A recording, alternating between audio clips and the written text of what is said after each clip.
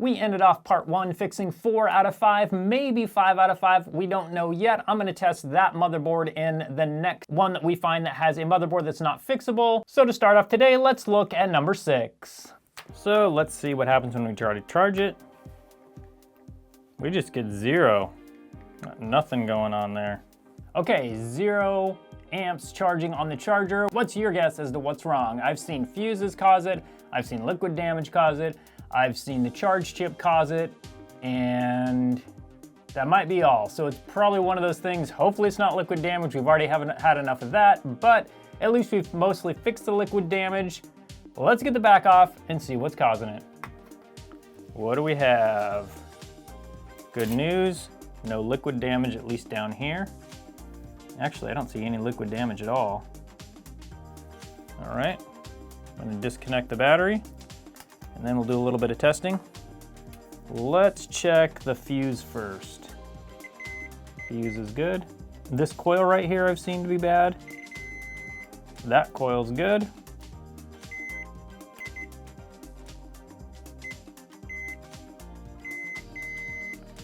All right, so we've got this capacitor is shorted. Normally what I find is this chip is bad when this capacitor is shorted. I'm going to zoom in on this so you can see it a little better. So this is the capacitor we're working with right here.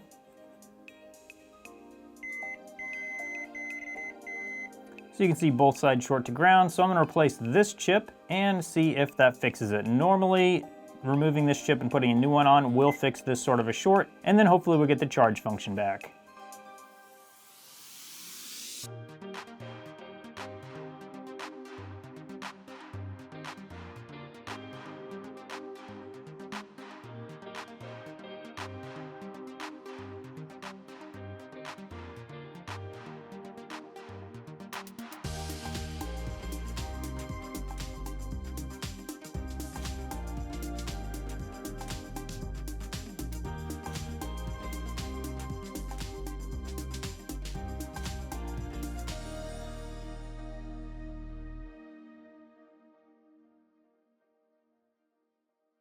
We have the charge chip replaced. Now I do want to mention I usually replace these if I know they're bad, or replace them with the motherboard in the switch.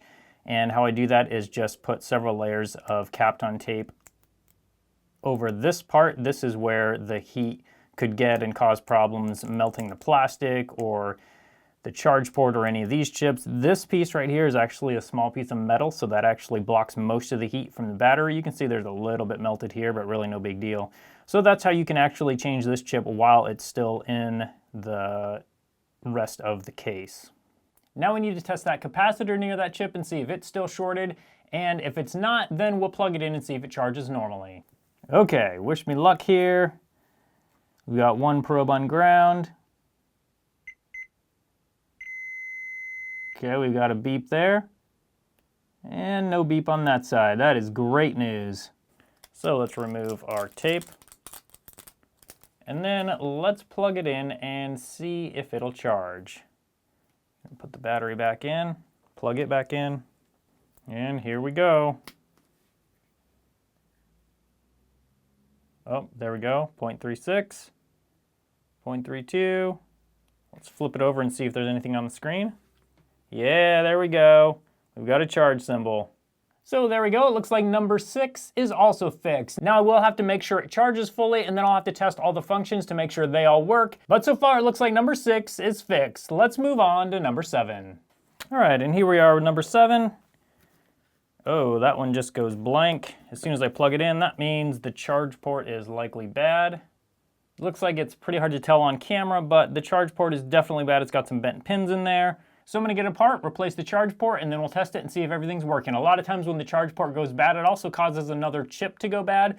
So hopefully there's no other problems, but once we get it replaced, we can test it and check that out. So I didn't actually record replacing the port itself, but I'll put a link up on your screen if you want to see a video of me replacing the port, so then you can see how I do it. Now that it's replaced though, I'm going to plug in a known good battery and see if it'll charge and see what amperage it charges at. But before I do that, I need to test the capacitors around the charge chip and the video chip and see if there's any shorts there. All right, so let's check for a short here. No short, no short, No short. Okay, those all look good.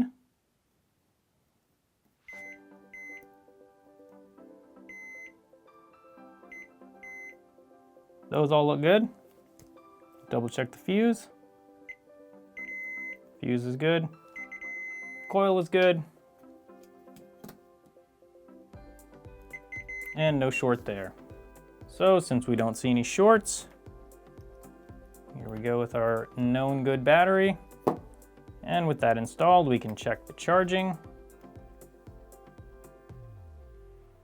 For 0.40, that's normal slow charge. Let's see if it goes to 0 and then goes to 1.3 or so. 1.8, okay, that's fine. Good news on that one. We got slow charging, we got fast charging, no capacitors are shorted, so I'm gonna put it all back together and see if it works. Any of you who watch closely probably noticed that I forgot to fill in these two mounting pins right here with solder, so I will do that off camera after I get it all back together and test it. But for now, let's get it back together, see if the thing works, and then we can fill those in with solder later.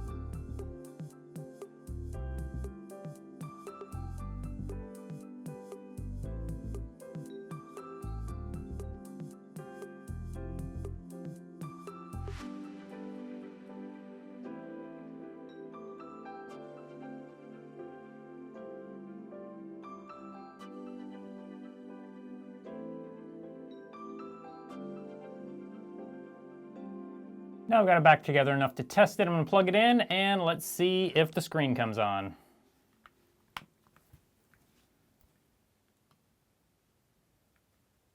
Two, 7, 3, okay, good news. So we do show a charge symbol on the screen, so we gotta see if this one charges up fully, but it looks like number 7 is working. As with all of the other fixes that I've done, I will need to test everything and make sure it is fully working. I normally do that off camera because that would be a very boring video if all it was is me testing all the consoles, testing every single function to make sure it's all working. So I do that off camera and just show the main fixes on camera. Here we go with number 8. Let's plug it in and see what happens. There we go. We have slow charging. Oh, it's got a charging symbol on the screen. Okay, it looks like it's fast charging and it's starting up. Okay, great news so far. Okay, cool.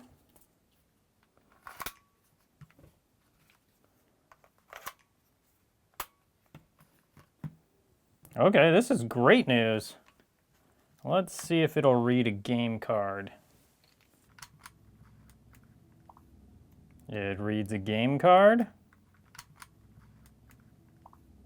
It reads a game card. Okay.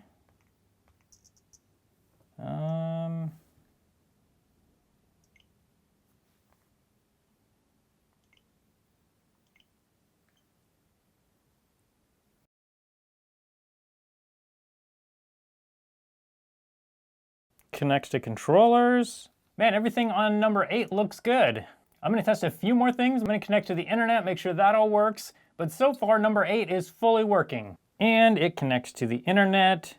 There's only a few more things I need to test on number 8, but it looks like number 8 is fixed. I mean, I didn't actually do anything to it. So I'll put it in the test more pile so we can fully test it off camera. And if there's more than it needs, I'll be sure to show it on camera so you guys can know about it. But let's move on to number 9. Here we go with number 9. We're going to inspect the charge port, and it looks fine from what I can tell. Let's plug it in and see if it charges. Okay, so we do have normal charging, but nothing on the screen. Now the ones that show normal slow charging but nothing on the screen usually aren't fixable. I will take this one apart and test all the capacitors around the chip, see if there's any problems there. Usually it's not fixable, sometimes it's the video chip, so let's check that and see if we can fix number 9. Uh-oh, look what I found. It looks like we got some evidence of liquid damage. Hopefully not, but it does not look good so far. We for sure have liquid damage. You can see already just on this connector right here, it's all corroded and it looks like it's probably going to be pretty bad liquid damage. We got evidence of liquid here, over here. So that means it's probably not just all in one place. It looks like maybe it's throughout the entire board. So I'm going to take this back plate off and we'll see how bad it is. All right, are you ready? I don't think I'm ready for this. Here we go. All right, so how does it look? We've got for sure liquid over here. We've got liquid over here, corrosion over here, over here. Actually looks like, I wonder if somebody's cleaned some of this off. It's kind of hard to tell. But we definitely have quite a bit of liquid damage going on. These ribbon cables probably are not good. But really to know for sure, I'm gonna have to tear the rest of it down, so I'm gonna get all the rest of the screws out and then we'll take the motherboard out so we can have a real good look at it. Is number 9 gonna be the first non-fixable one? Definitely could be, it is not looking good.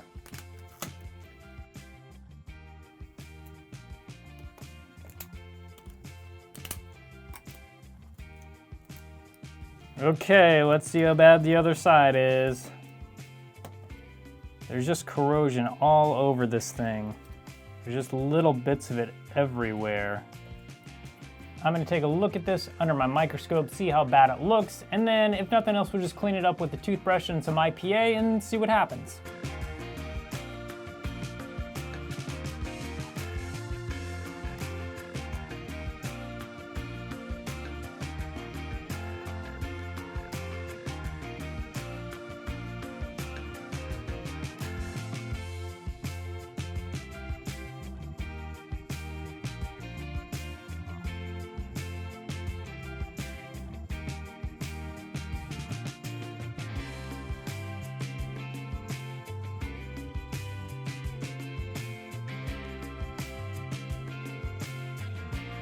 So after looking under my microscope, I found there's a lot of fairly corroded parts of it. It's something that probably could be fixed, and there's a good chance I could get it working. The problem with a board like this is it looks like it's been just sitting there with all this corrosion on the board, so there's a lot of parts that are still being corroded and still breaking down. So the problem with a board like this is I could fix it, but over time these parts are likely to keep corroding. Even after I've cleaned them fully, a lot of them are so far gone that they could keep corroding and break in the future. So this is not one that I would normally repair and resell, just because there's a good chance it's going to break in the future. So I'm not going to be reselling this one, but I will plug a battery in and we can test it and see if it looks like it is working, because I did go ahead and clean off the board and I cleaned all the corrosion that I could see. So let's at least test it and see if it looks like it will work. And unfortunately, this front case with the LCD, this one has the same fate as the other one with the liquid damage, and that is the backlight ribbon cable. There's the trace that's broken, so unfortunately this will not be one we can use unless we replace the digitizer. And I normally don't do that on liquid damaged ones because there could be other damage in this, like the LCD could be bad, or the LCD could go bad. So usually I just keep these for any parts that are good, like the battery, there's a good chance that's good. So that's usually what I keep these for. So unfortunately, it looks like number 9 is not gonna be fixable. I knew we would have to find one of these at some point, and number 9 is the one. I'm gonna check the motherboard now though and see if it looks like it does work normally. Let's check the capacitors around these chips first.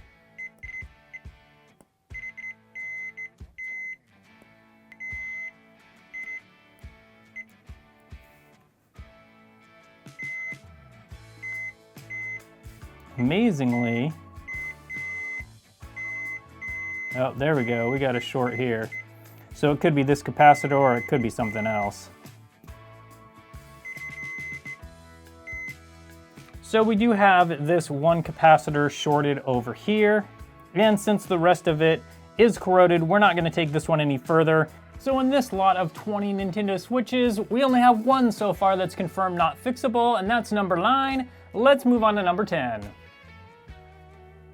First things first on this one, the port is really bad, so we gotta change this port first, and then we'll come back and test it some more.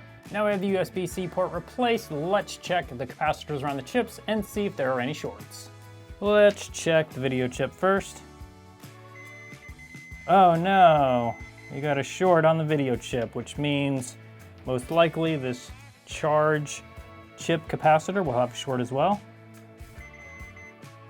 And it does. If this capacitor is shorted, then we test this one. If this one's shorted, we replace the video chip. All right, the video chip's been replaced. Let's check to see if it's still shorted. It is. Oh no. Normally when that capacitor is shorted, it's just the video chip, but sometimes it can be other things. In this case, it's most likely the charge chip, so now I get to replace that. You guys are lucky, you just get to watch all this and then it's done. So back to the microscope to replace the charge chip.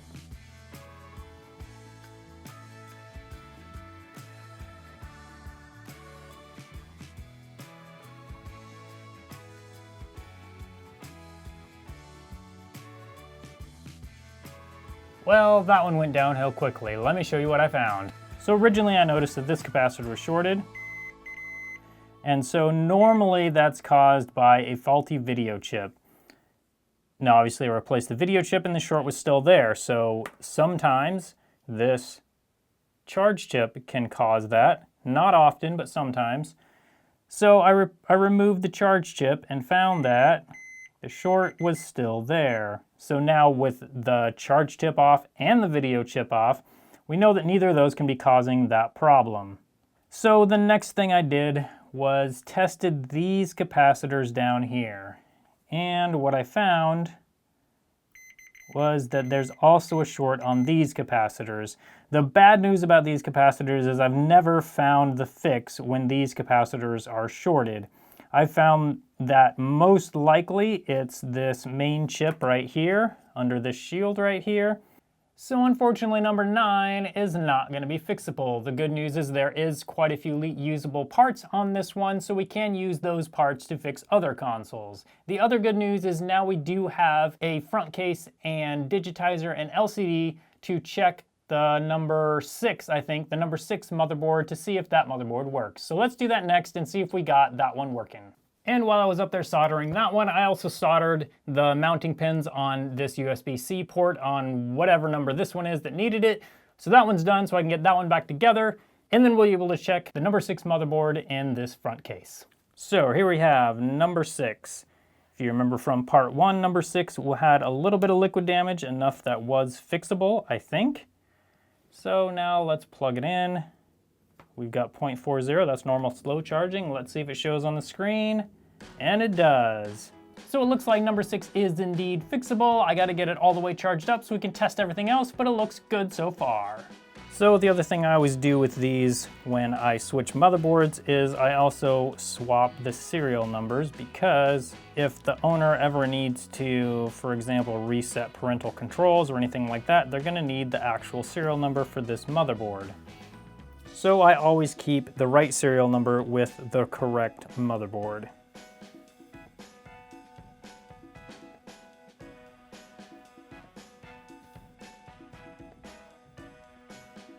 Did I say 9 before?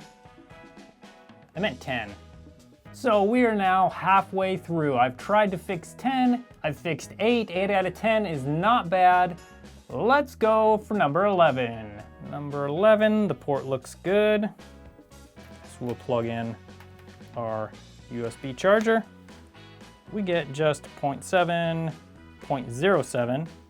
So I'm gonna venture to say this is the charge chip. Usually when it's a 0.07, 0.08, 0.09 in that range, usually it's just a charge chip. So let's get it taken apart and find out. Here we go with number 11. Hopefully there's no liquid damage. And it looks good so far. No short there. Okay, and we got a short here, which means it's probably the charge chip. just as I suspected.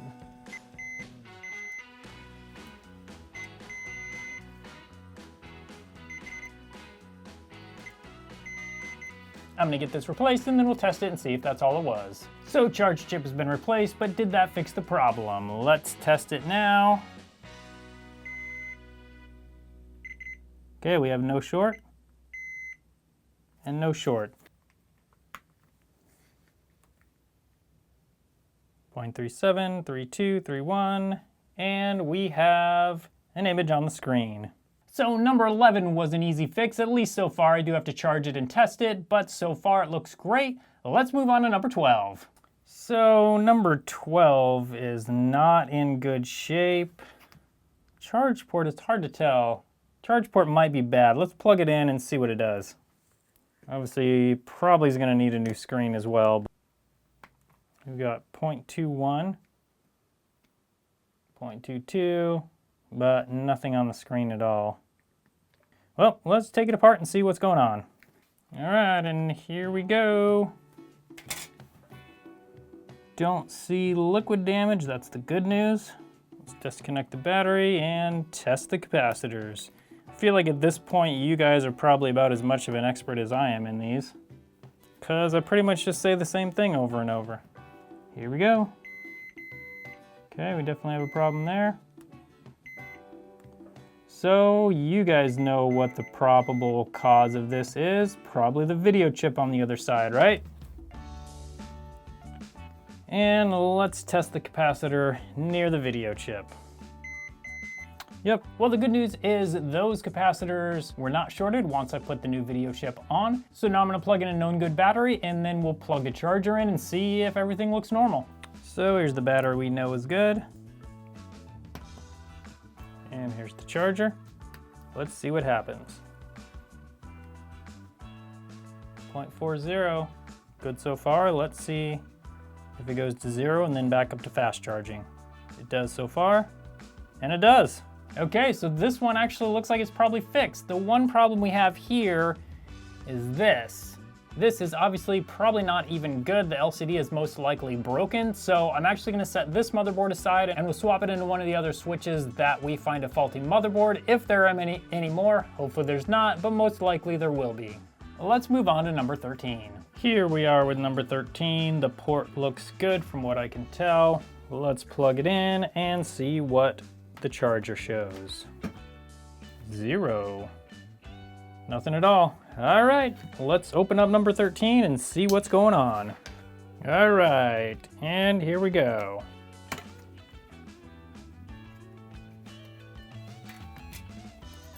So far, no liquid damage, which is good, and I already see the problem. So this guy right here, you can see is loose. Let me zoom in for you. So this is just a coil right here, and you can see it's loose. So let's do a continuity test. This will show you why it's not working. If we go here and here, there should be a beep, and there's no beep. That tells me that there's no connection here, as, I mean, that's obvious since it's so loose. So I'll take one of these from the other broken boards and replace it onto this one, and then we'll be able to test it and see if that's all it needs. Well, we've got this here. We might as well lift up on this a bit just so you can see what's underneath. There we go. So this little connection point connects right there, and when that breaks, then that just breaks that little connection. This sort of problem happens a lot, like when the console is dropped and stuff like that. Big impacts will knock that coil loose, and that's what causes it to come loose and break that connection.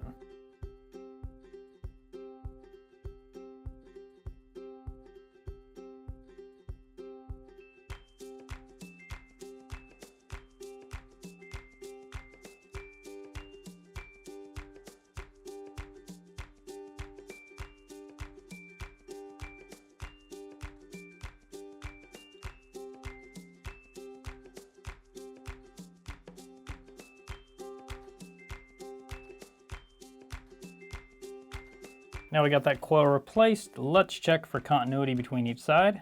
I'm gonna actually go on this pad right here and here. Okay, we're good. Let's check the fuse.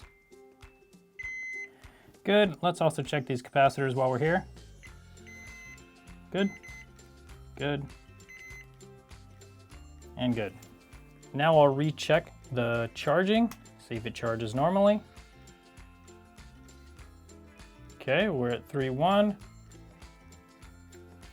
0.31. If you notice this bright spot here, that means the backlight's on. And we do have a charge symbol. So number 13 is fixed. I do need to charge it up and test all the other functions, but for now, it looks like that might be the only problem. And unfortunately, I do need to end this video here as it is getting quite long. I'll put a link up on the screen for part 3 if you want to see the final 6 fixes and whether I think I'm gonna actually make any money on this. So you can come and hang out with me over there. Thanks so much for watching, and I hope you have a good day.